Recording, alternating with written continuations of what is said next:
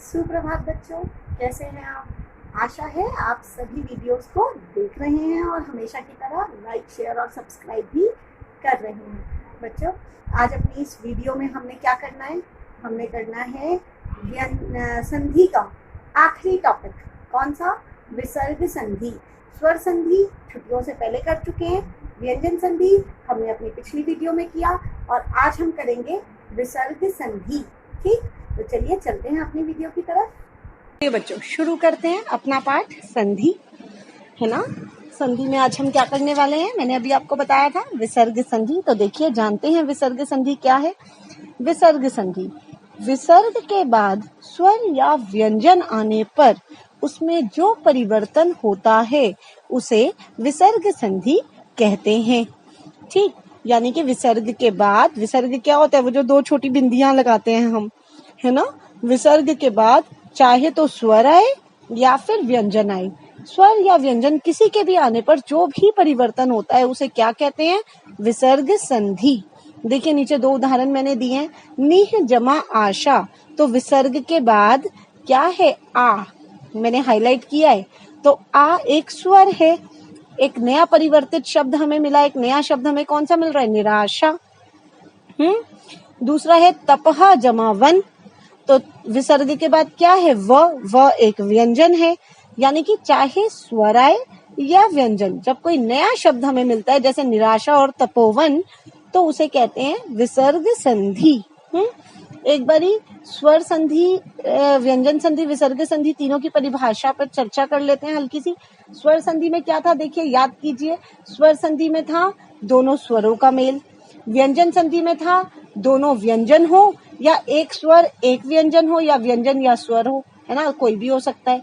लेकिन विसर्ग संधि में क्या है, विसर्ग संधि में है पहले विसर्ग होना चाहिए, पहले शब्द के आखिर में विसर्ग लगा होना चाहिए, और उसके बाद चाहे स्वर हो या व्यंजन कोई फर्क नहीं पड़ता।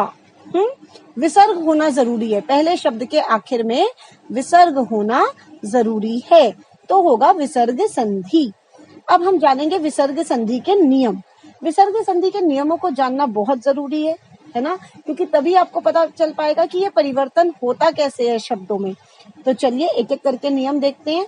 पहला नियम देखिए, पहला नियम है यदि विसर्ग से पूर्व कोई व्यंजन हो तो विसर्ग का ओ हो जाता है। यानी कि अगर विसर्ग से पहले कोई भी व्यंजन दिया हो, क, ख, च, ट, त, कोई भी व्यंजन दिया हो, तो विसर्ग किस में बदल जाएगा, विसर्ग बदल जाएगा ओ में। जैसे देखिए मैंने एग्जाम्पल दिए हैं या उदाहरण दिए हैं दो। मनहा जमा रथ, मनोरथ। देखिए विसर्ग से पहले क्या है, न दिया है ना। न क्या है, एक व्यंजन है, तो विसर्ग की जगह मैंने क्या लगा दिया, मनोरथ, ओ की मात्रा लगा दी। सरहा जमा वर, विसर्ग से पहले र है, र भी एक व्यंजन है, तो ये हो गया सरहा जमा वर, सरोवर। तो ये भी क्या है, ओ की मात्रा इसमें भी हमने लगा दी। तो जब भी विसर्ग से पहले कोई भी व्यंजन दिया हो तो विसर्ग किस में बदल जाएगा, ओ में। दूसरा नियम देखिए, यदि विसर्ग से पूर्व कोई स्वर हो, अभी तो हमने बात की थी विसर्ग से पहले कोई व्यंजन है तो विसर्ग की जगह ओ लगा दो। अब हम कह रहे हैं यदि विसर्ग से पूर्व कोई स्वर हो तो विसर्ग का र हो जाता है। यानी कि विसर्ग किस में बदल जाता है, र में। दो उदाहरण है देखिए। दूह जमा आत्मा, अब विसर्ग से पहले दू, ऊ है, ऊ की मात्रा आ रही है, स्वर है ना ऊ, तो ये हो गया विसर्ग की जगह लगा दिया र, दुरात्मा। यहाँ र आधा इसीलिए नहीं लिखा क्योंकि उसके बाद आत्मा में जो आ है वो स्वर है, तो र के साथ आ मिलने में रा पूरा हो गया तो बन गया दुरात्मा। ठीक इसी तरीके से निह जमा अर्थक, अब न विसर्ग से पहले छोटी ई है, न जमा ई है, तो ई एक स्वर है, स्वर के बाद क्या दिया है, विसर्ग दिया है, ई के बाद विसर्ग है, तो यहाँ पर भी विसर्ग की जगह र लग जाएगा। र भी यहाँ मैंने पूरा लगाया है, जबकि वैसे मैंने लिखा है कि विसर्ग का आधा र हो जाता है।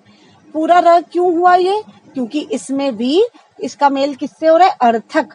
अ जो है वो स्वर है, तो र जब अ के साथ मिला तो बन गया निरर्थक, र पूरा हो गया। क्लियर है ये चीज? चलिए अब चलते हैं अपने तीसरे नियम की तरफ। अब यहाँ कह रहे हैं यदि विसर्ग के बाद, अभी तक था विसर्ग से पहले, अब कह रहे हैं यदि विसर्ग के बाद क, च, छ, श हो तो विसर्ग का श या क्ष हो जाता है। यानी कि विसर्ग या तो शलगम वाले शलगम में या षटकोण वाले श में बदल जाता है। ये भी देखिए आधा है, आधे में बदलेगा, है ना। तो इसमें देखिए अब आपको ये याद करना पड़ेगा कि क, च, छ और श के बाद, ठीक है, ये विसर्ग के बाद ये होने चाहिए। तो आप ऐसे याद कर लीजिए, क, च दोनों वर्गों का पहला पहला है, च के बाद छ आता है, च, छ, तो क, च, छ और शलगम श अलग से है, ठीक है। तो यहाँ मैंने चारों का देखिए एक एक उदाहरण आपको दिया। दू जमा कर्म, अगर विसर्ग के बाद क आएगा तो विसर्ग को षटकोण वाले श में बदल दिया। नी जमा चे निश्चय, नी जमा छल निश्चल, दू जमा शासन दुशासन। क्लियर? तो कहीं पर ये शलगम वाला श, कहीं पे षटकोण वाला श, ये स्पेलिंग के हिसाब से आपको पता चल जाएगा। दुष्कर्म में आप वो वाला श तो लगाएंगे नहीं, है ना, तो या तो श होगा या षटकोण वाला श होगा। अब चलते हैं अपने चौथे नियम की तरफ। इसमें है यदि विसर्ग के बाद क, त, स हो तो विसर्ग का स हो जाता है। यहाँ देखिए थोड़ा सा एक है कि नियम 3 में भी हमने क का जिक्र किया था। विसर्ग के बाद क, च, छ या श है। नियम 4 में भी हम कह रहे हैं विसर्ग के बाद क, त, स है। क इसमें भी आ रहा है, क उसमें भी आ रहा है, तो ये एक्सेप्शनल केस है। होता क्या है, क के बाद विसर्ग के बाद जब भी क आएगा या तो वो श में बदलेगा जैसे तीसरे नियम में देखा था, और चौथे नियम में क्या है, या वो स में बदल जाएगा, ठीक है। तो आपको देख के ही पता चल जाएगा। जैसे देखिए उदाहरण देखिए, नमः जमाकार। अब देखिए विसर्ग के बाद क आ रहा है तो अब इसको आप नमस्कार तो करेंगे नहीं, श नहीं करेंगे ना, नमस्कार, तो यहाँ स में बदल गया, ठीक है। उसके बाद निह जमा तेज, त आ गया विसर्ग के बाद तो निस्तेज, स लग गया। निह जमा सार तो निस्सार। क्लियर? अब हमारा आखिरी नियम है 5वां, और 5वां नियम है कि कई बार कई शब्द ऐसे होते हैं जिनमें विसर्ग का लोप नहीं होता, यानी कि विसर्ग नहीं हटता, विसर्ग ऐसा का ऐसा लगा दिया जाता है। जैसे प्रातः जमा काल, प्रातः काल। अब प्रातः काल में देखिए विसर्ग लगा हुआ है। अंतः जमा करण तो अंतःकरण, इसमें भी विसर्ग लगा हुआ है। तो कई शब्द ऐसे होते हैं जिनमें विसर्ग लगा रहता है, विसर्ग हटता नहीं है। क्लियर? अब देख लेते हैं अभ्यास कार्य। किताब के पीछे जो प्रश्न दिए हुए थे, स्वर संधि के साथ हमने स्वर संधि वाले प्रश्न कर लिए थे, व्यंजन संधि के साथ हमने व्यंजन संधि के भी कर लिए थे। अब कुछ एक दो बचे हैं आपके विसर्ग संधि से संबंधित। तो देखिए प्रश्न 1 में कोई भी नहीं है, प्रश्न 2 में जो सही और गलत है उसमें एक दिया है। चौथे नंबर पर विसर्ग संधि में स्वर की अहम भूमिका होती है, तो नहीं, ये गलत है, क्योंकि विसर्ग संधि में स्वर और व्यंजन दोनों की भूमिका होती है। स्वर भी हो सकता है, व्यंजन भी हो सकता है ना, तो गलत है।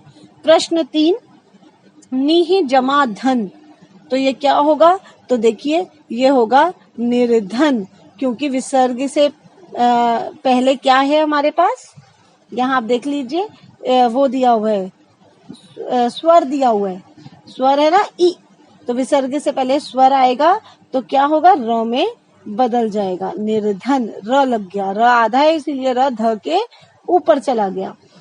उसके बाद प्रश्न 4 निह जमा चल, तो ये हो गया निश्चल। इसके बाद है हमारा मनोबल, तो मनोबल ओ में बदल रहा है, मनह जमा बल, विसर्ग के बाद व्यंजन आ जाएगा, नमः जमा मनः जमा बल। फिर है नमस्कार, आधा स लग रहा है इसमें, तो नमः जमाकार। उसके बाद हमारा है आखिरी एक, बेटा आपका इसमें ना एक शब्द रह गया था, निषेध, तो निषेध जो है वो व्यंजन संधि में आना चाहिए था। ये है नी जमा सेध, ठीक है, ये व्यंजन संधि है, इसका विच्छेद ऐसे होगा नी जमा सेध। क्लियर? इस तरीके से आपका अभ्यास कार्य खत्म हो गया। अगर आपको कोई भी दिक्कत परेशानी है संधि के पाठ से संबंधित, तो संबंधित वीडियो में कमेंट करके मुझसे जरूर पूछें। संधि का काम अपना पूरा करें। आपका आज का गृह कार्य है, एक ही प्रश्न दे रही हूँ, परिभाषा लिखनी है आपको, ठीक है। किस किस की परिभाषा मैंने अभी तक किसी की भी नहीं लिखवाई थी, आपको सिर्फ संधि की परिभाषा लिखवाई थी।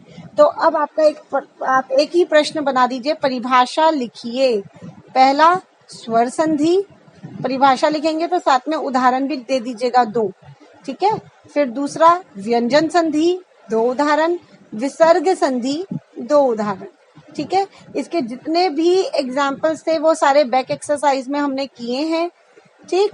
एक मैं डिस्क्रिप्शन बॉक्स में एक छोटा सा अभ्यास कार्य, एक वर्कशीट आपको दूंगी करने के लिए, वो आपने करनी है, ठीक है। वो वाले प्रश्न आपने कॉपी में करने हैं। मुख्य प्रश्न क्या है आपका, कौन सा प्रश्न है? परिभाषा लिखिए, तो तीनों की परिभाषा, स्वर संधि, व्यंजन संधि, विसर्ग संधि, ये प्लस डिस्क्रिप्शन बॉक्स में जो मैं वर्कशीट दूंगी आपको, वो आपने कॉपी में करनी है। संधि से संबंधित जो वर्कशीट होगी वो कॉपी में करनी है। बार बार बता रही हूँ, इससे रिलेटेड कोई डाउट नहीं होना चाहिए आपको। क्लियर? तो चलिए, कोई दिक्कत होगी तो कमेंट बॉक्स में